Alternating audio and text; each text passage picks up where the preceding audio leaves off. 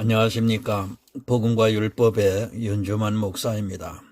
오늘은 85번째 시간으로 예루살렘을 사랑하는 자여 라고 하는 소제목을 가지고 말씀을 전하고자 합니다. 이사야서 66장 10절에서 14절이 되겠습니다. 예루살렘을 사랑하는 자여 다 그와 함께 기뻐하라. 다 그와 함께 즐거워하라. 그를 위하여 슬퍼하는 자여 다 그의 기쁨을 인하여 그와 함께 기뻐하라. 너희가 젖을 빠는 것 같이 그 위로하는 품에서 만족하겠고 젖을 넉넉히 빤 것 같이 그 영광의 풍성함을 인하여 즐거워하리라. 여호와께서 이같이 말씀하시되 보라, 내가 그에게 평강을 강같이 그에게 열방의 영광을 넘치는 시내같이 주리니 너희가 그 젖을 빨 것이며 너희가 옆에 안기며 그 무릎에서 놀 것이라. 어미가 자식을 위로한 같이 내가 너희를 위로할 것인즉 너희가 예루살렘에서 위로를 받으리라. 너희가 이를 보고 마음이 기뻐서 너희 뼈가 연한 풀의 무성함 같으리라. 여호와의 손은 그 종들에게서 나타나겠고 그의 진노는 그 원수에게 더하리라. 아멘. 여러분의 예루살렘은 이스라엘에게는 너무도 중요한 지명입니다. 그 뜻은 평화의 터전입니다. 이스라엘은 이 예루살렘을 중심으로 해서 모든 종교와 문화가 발전을 하고 또 이곳에서 왕국이 건설이 되었습니다. 시온이라고도 합니다. 물론 처음부터 예루살렘 전체를 시온이라고 부른 것은 아니고 동쪽 요새를 시온이라고 불렀다가 후에는 예루살렘 전체를 시온이라고 불렀습니다. 여러분, 시온이라는 뜻은 세운다는 의미를 가지고 있습니다. 예루살렘은 유대인에게는 너무도 중요한 지명인 것입니다. 그래서 지금까지도 그 예루살렘이라는 땅을 차지하기 위해 팔레스타인 지역에서 끊임없이 분쟁을 하고 있으며 전쟁도 불사하고 있는 것을 보게 됩니다. 이스라엘 민족에게는 그 시온이 건설되기를 바라고 있고 시온이 세워짐으로 해서 자기들에게 평화가 찾아온다고 지금도 믿고 있습니다. 그런데 자기들이 평화를 얻기 위해 전쟁을 하고 있다는 것이 참으로 아이러니컬하기도 합니다. 평화의 터전이 전쟁의 터전으로 바뀐 것은 모두가 율법주의 사고에서 빚어진 결과이기도 합니다. 사실 그 땅이 중요한 것이 아닌데도 이스라엘은 눈에 보이는 땅, 예루살렘을 얻기 위해서는 그 어떤 대가도 기꺼이 치르겠다는 생각에 사로잡혀 있습니다. 여러분, 이 세상은 결국은 사라집니다. 우리가 살고 있는 지구는 반드시 사라지고 맙니다. 주님께서 다시 오시는 그날에 이 지구는 지옥이 되어서 더 이상 사람이 존재할 수 없는 곳으로 변하고 맙니다. 그리고 나중에는 이 지구조차도 그 존재가 없어진다는 것을 우리는 성경을 통해서 알고 있습니다. 무슨 의미가 있겠습니까? 지금 있는 지명, 예루살렘이 아직도 평화의 터전이 될 것이라고 믿고 있다면 그것은 너무도 어리석은 생각에 사로잡혀 있는 것입니다. 하나님은 영이시고 또 우리가 가야 하는 천국은 이 세상의 어느 지명이 아니라 새 하늘과 새 땅임에도 눈이 가려져 있는 사람들은 아직까지도 어느 지명에 집착을 하고 그것을 얻기 위해서 전쟁도 불사하고 있습니다. 마찬가지입니다. 이 세상의 모든 것은 역시 예루살렘과 똑같습니다. 지금은 성령의 시대이기 때문에 어느 보이는 것을 보고 따라가다가는 이스라엘과 같이 심각한 오류에 빠져 자기 눈에 보이는 것을 집착하게 되어 있습니다.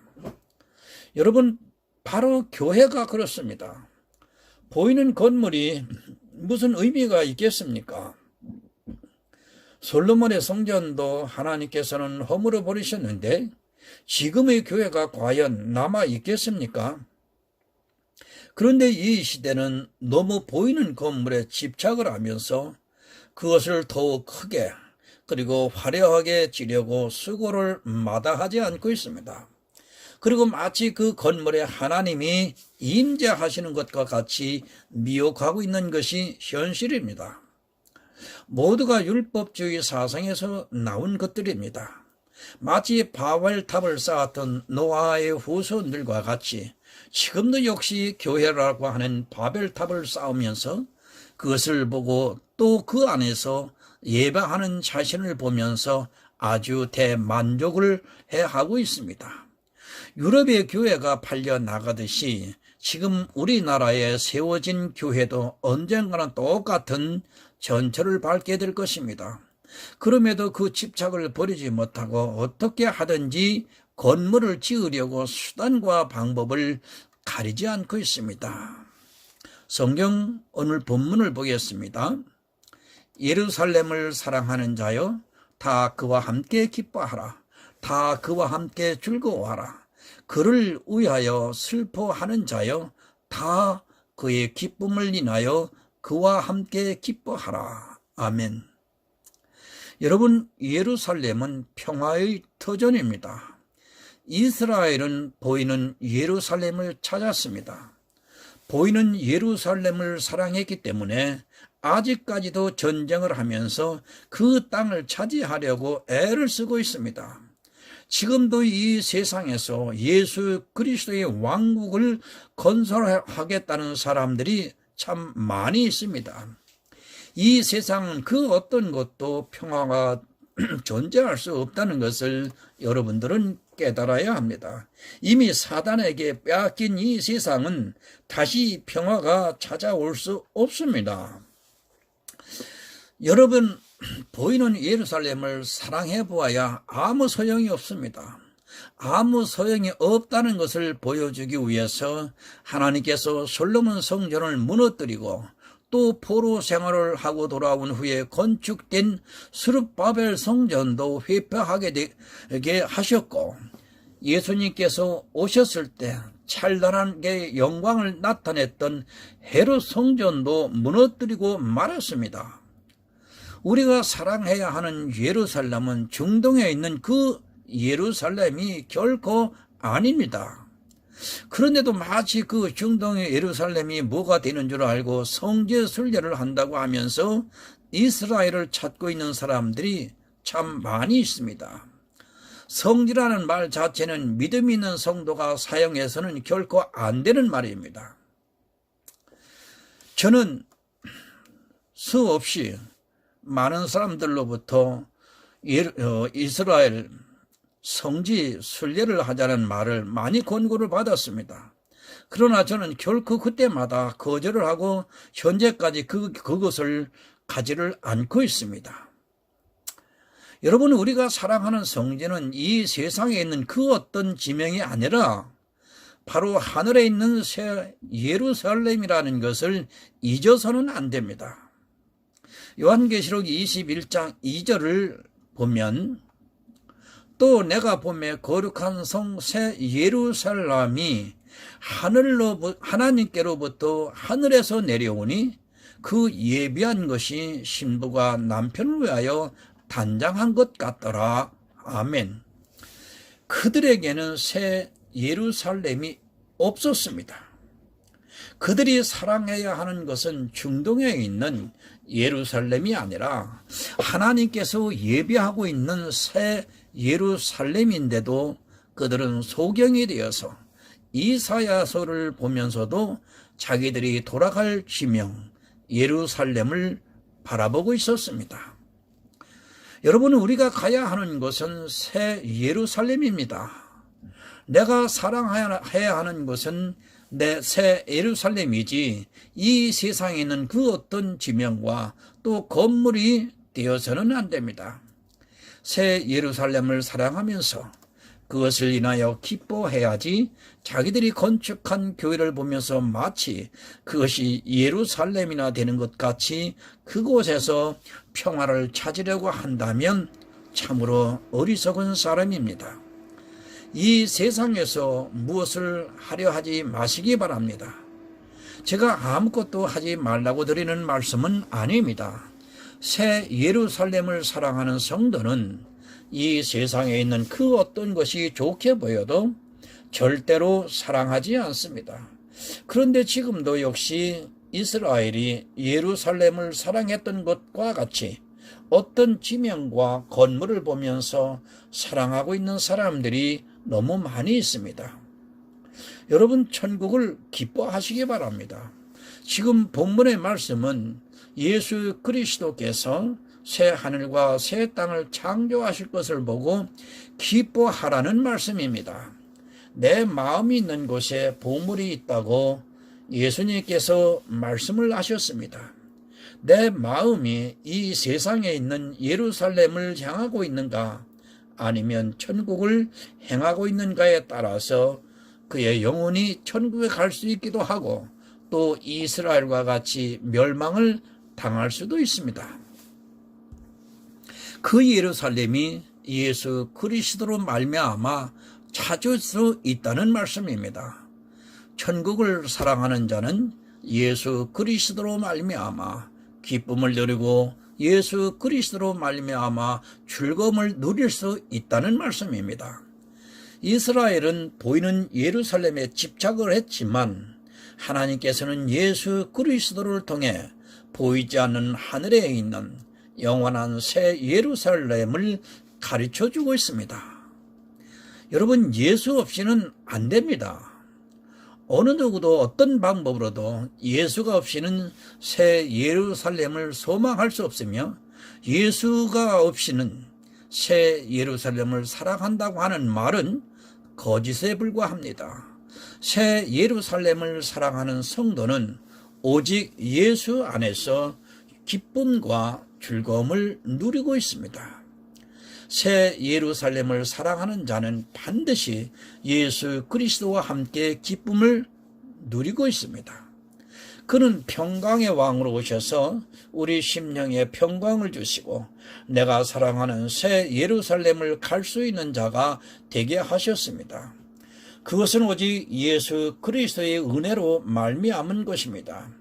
그러나 천국을 소망한다고 하면서도 예수로 말미암아 기쁨을 누리려 하기보다는 자기들이 행하는 그리고 자기들이 건축한 건물을 보면서 평안을 누리고자 하고 있습니다. 본문을 보겠습니다. 너희가 젖을 빠는 것 같이 그 의로하는 품에서 만족하겠고 젖을 넉넉히 빤 것 같이 그 영광의 풍성함을 인하여 즐거워하리라. 아멘. 어디서 이러는 위로를 받겠습니까? 슬피 울다 어머니의 품에 안겨 젖을 빠는 어린아이를 보면 얼마나 평안해 보입니까? 아이에게는 어머니의 품보다 더 좋은 것이 없습니다. 바로 하나님은 우리에게 그런 사랑을 주시고 있다는 말씀입니다. 아주 만족을 할 수 있을 만큼 우리의 모든 필요를 다 채워 주시겠다는 말씀입니다. 누구를 통해서 하시겠다는 말씀입니까? 바로 예수 그리스도께서 우리의 모든 필요를 채워주시겠다는 말씀입니다. 율법은 우리를 위로하지 않습니다. 오히려 정죄를 하고 율법에 따라 심판을 받게 합니다. 예수 그리스도를 통해 얻는 평강과 기쁨을 우리에게 오늘 가르쳐주고 있습니다. 우리는 졌습니다. 사단과의 싸움에서 졌습니다. 우리 인생은 어느 누구도 율법을 다 지킬 수 없어 천국에 갈 수 없는 자가 되어 내 자신을 보면 애통을 할 수밖에 없습니다. 그렇게 애통하는 자를 예수 그리스도께서 위로해 주시겠다는 말씀입니다. 그런데 이 시대는 위로받기를 거절하고 있습니다. 자기들이 사단과 싸워서 이기려 하고 있지 결코 애통하는 자가 되어서 위로받기를 거절하고 있습니다. 예수 그리스도의 은혜를 은혜로 받아들이려 하기보다는 어떻게 하든지 자기 형편과 처지를 통해서 위로받기를 원하고 있습니다. 우는 자만이 위로를 받을 수 있습니다. 좋아서 승리하고 있는 자를 누가 위로할 수 있겠습니까? 율법에 대해서 승리하는 자는 누가 위로를 한다고 하면 오히려 이상한 사람으로 몰아갈 것입니다. 웃고 있는 사람에게 위로를 하겠다고 한다면 아마 정신 이상자로 올 것입니다. 이와 같이 위로는 패배를 해서 마음이 슬픈 자만이 위로를 받을 수 있습니다. 이 위로를 받으려 하지 않습니다. 오히려 어떻게 하든지 자기들의 육체로 이기려고 애를 쓰고 또 어쩌다 한번 이기면 그것을 보면서 너무도 기뻐서 자랑하느라 정신이 혼미해지는 것을 보게 됩니다. 로마서에서 죄가 많은 곳에 은혜가 넘친다는 말씀이 있습니다. 제가 죄를 지라는 말씀이 아니라 자기 죄를 깨닫고 애통하는 자만이 은혜를 은혜로 받아들일 수 있다는 말씀입니다. 사람은 거의 비슷합니다. 내 눈에는 성자같이 보여도 그 역시도 사람입니다. 개가 사람이 될 수 없는 것 같이 사람 역시도 사람이라는 것은 그 형질에서 변할 수 없다는 것을 알아야 하고 그것을 인정하고 받아들이고 자기가 진토임을 아는 성도만이 위로를 받을 수 있다는 말씀입니다. 그러나 율법이 미혹이 되어 있는 사람은 결코 위로를 받지 못합니다. 아니요, 받을 수 없습니다. 자기가 잘못한 것이 있어야 위로를 받을 수 있는데 예수님께서 위로를 해 주시겠다고 해도 오히려 요즘 말로 뻘쭘해져서 자기가 왜 위로를 받아야 하는지를 모르고 오히려 위로를 하는 예수님을 무안하게 만들어버립니다. 율법은 위로를 받을 수 없게 만듭니다. 여러분 생각해 보시기 바랍니다.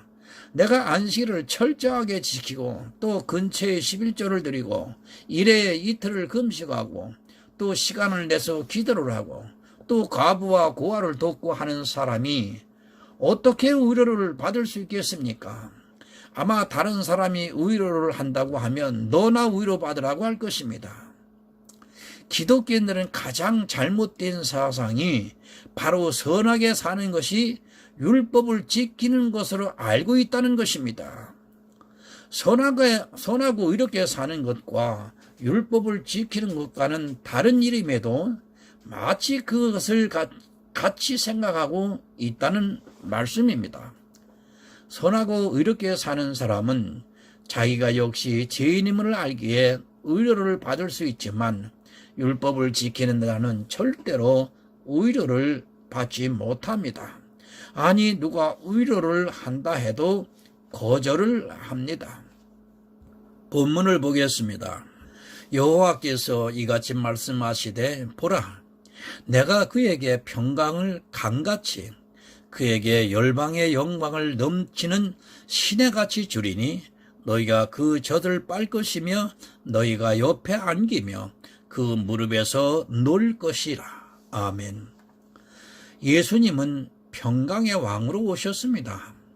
내 심령의 평강은 오직 예수 그리스도로부터 옵니다. 그래서 예수님께서 제자들에게 내가 너희에게 평강을 주노라고 말씀을 하셨습니다. 그 평강을 얻은 성도는 이 세상에 어떻게 하지를 못하고 심지어는 그 생명을 빼앗아 갈지라도 마음의 평강이 있어 기꺼이 내어줍니다. 여러분 교회 안에는 두 사람이 있습니다. 하나는 예수를 믿는다고 하면서도 자기가 행하는 어떤 행위를 보면서 마음의 평강을 누리는 사람이 있고 또 다른 하나는 오직 예수 그리스도로 말미암아 평강을 누리는 사람이 있습니다.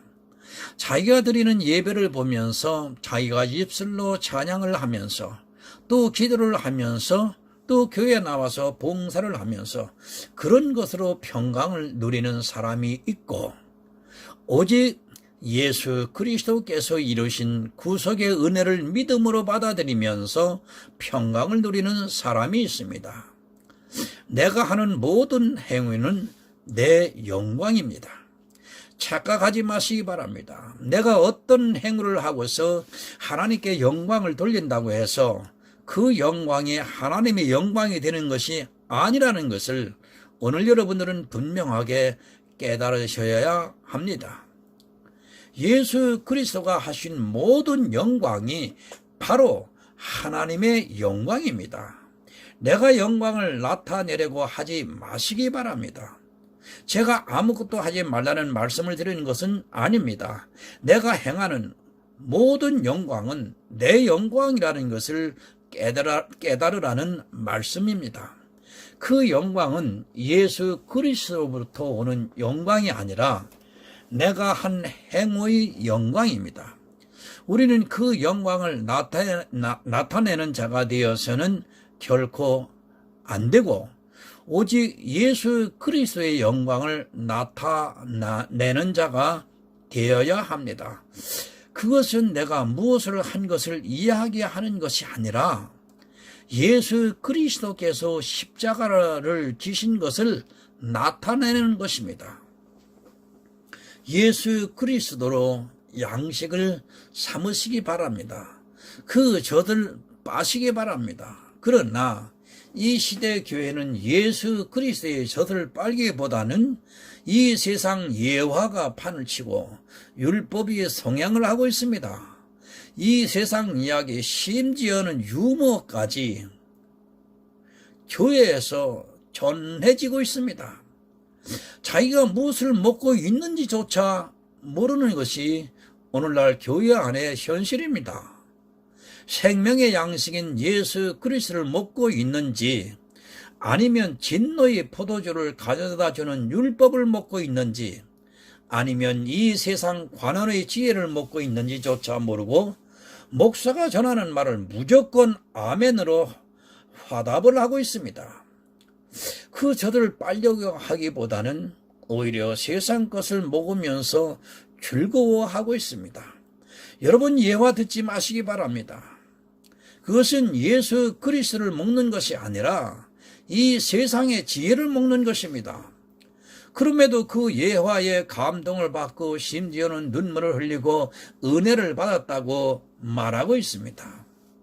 은혜가 무엇인지도 모르고 감성을 자극하는 그런 말에 미혹이 되어서 예수 그리스도를 먹고 있는지 아니면 세상의 지혜를 먹고 있는지조차 모르고 그저 받아먹고 있습니다.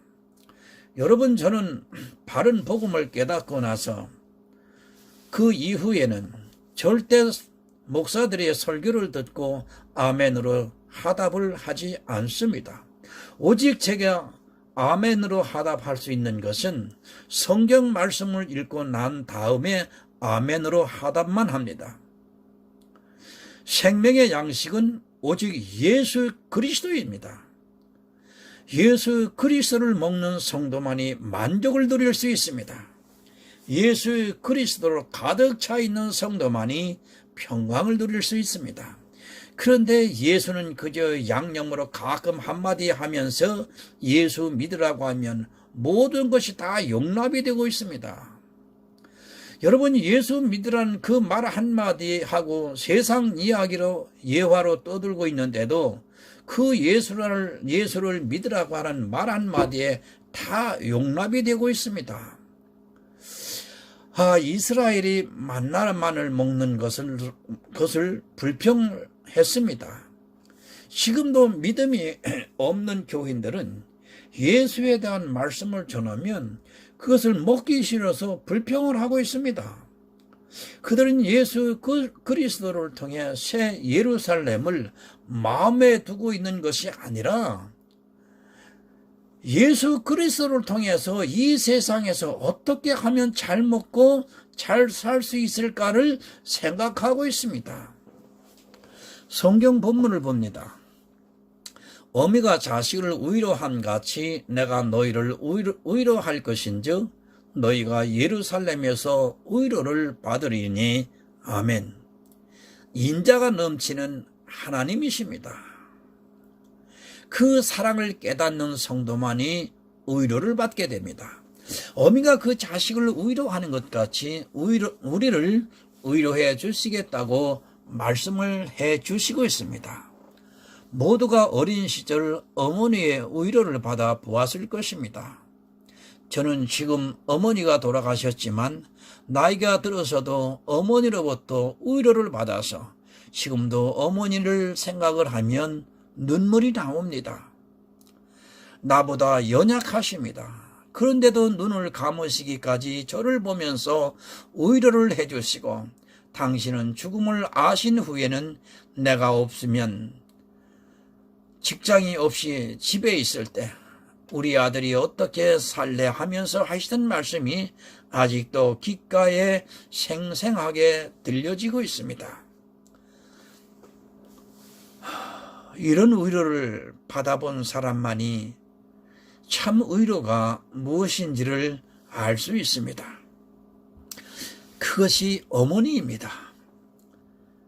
바로 우리 하나님께서는 율법에 실패한 우리 인생들을 보시면서 그렇게 위로를 해 주시겠다고 말씀하십니다.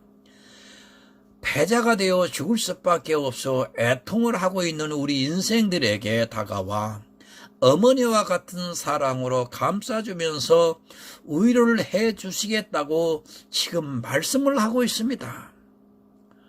어머니는 자식이 어떤 죄를 지어도 내 자식입니다. 세상 사람들이 다 손가락질을 하고 죽일 놈이라고 해도 어머니는 그 자식이 불쌍해서 위로를 해줍니다. 설령 마지막 순간 사형을 당해 형장의 이슬로 사라진다고 해도 어머니는 자기 자식을 위로하고 또 그 자식을 품에 품을 수 있습니다. 우리는 율법의 예대로 하면 다 죽어야 합니다. 반드시 진노를 받아야 합니다. 그런 우리 인생들을 불쌍히 여기셔서 어머니같이 위로해 주시겠다고 지금 말씀을 하고 있습니다. 여러분, 그 위로를 어디서 하시겠다는 말씀입니까? 새 예루살렘에서 하시겠다는 말씀입니다. 이 세상에서는 어떤 위로를 한다 해도 죽어야 하기 때문에 위로를 받을 수 없습니다. 아니, 위로를 한다 해도 위로를 받을 수 없습니다.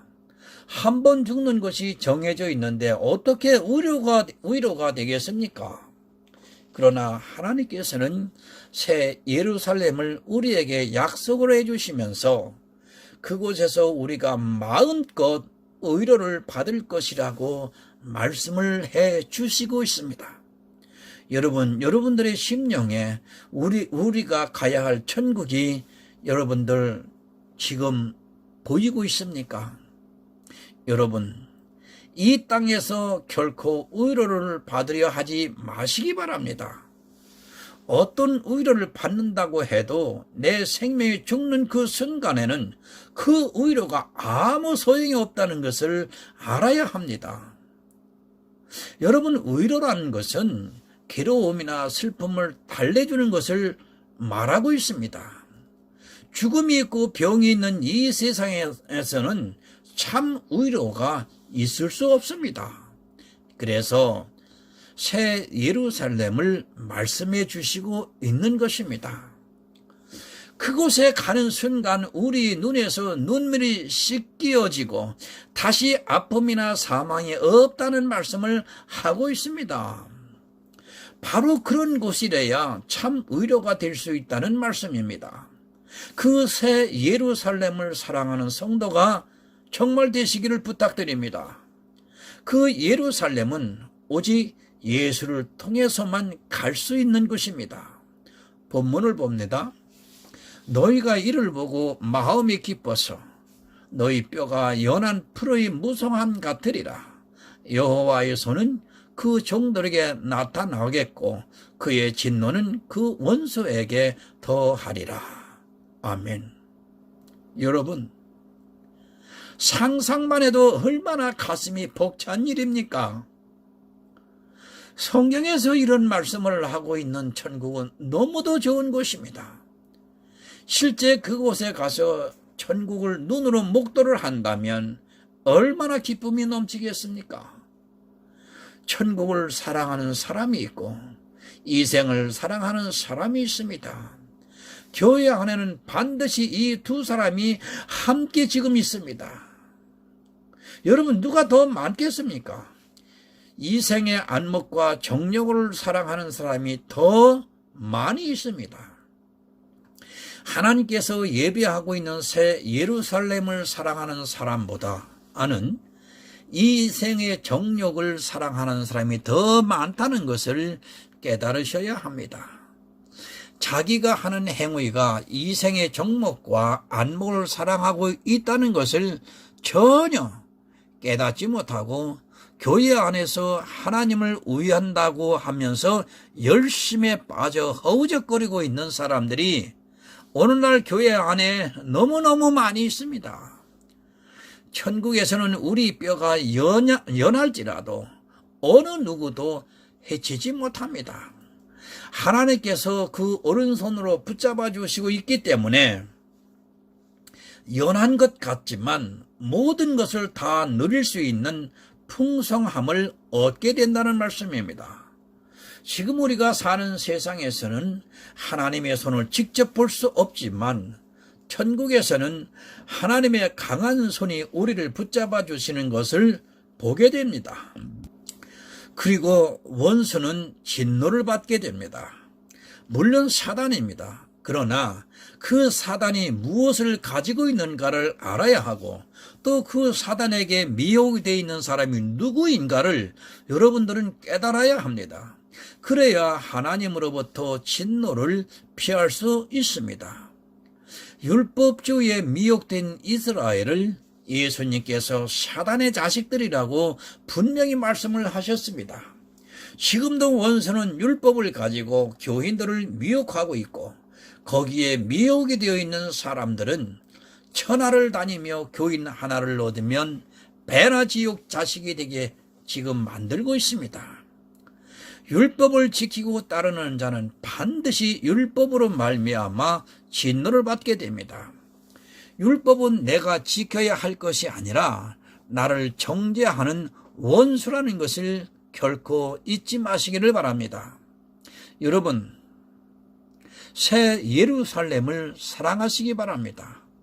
그리고 그 예루살렘을 사랑하는 자는 당연히 예수 그리스도로부터 평강과 위로를 받기를 원하고 있습니다. 성경을 통해 예수 그리스도를 알아감으로써 영의 양식을 삼고 있는 성도는 새 예루살렘을 보게 될 것이고 거기서 하나님으로부터 위로를 받을 줄 믿습니다. 성도 여러분, 이제부터는 젖을 먹으세요.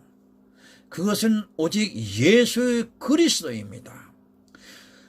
오직 그 젖은 성경을 통해서 예수 그리스도의 말씀을 깨달아 알아가면서 믿는 것이 바로 젖을 먹는 것입니다. 성경을 그냥 보지 마시고 그 안에서 내가 위로를 받고 마음의 평강을 얻을 수 있는 예수 그리스도를 찾으시기를 바랍니다. 그런 성도만이 새 예루살렘에서 위로를 받게 될 것입니다. 오늘 이곳에서 말씀을 전해 들으시는 성도 여러분, 예수 그리스도의 위로와 평강이 오늘 이후에 성도님들의 심령에 넘쳐나기를 간절히 원합니다. 기도하겠습니다.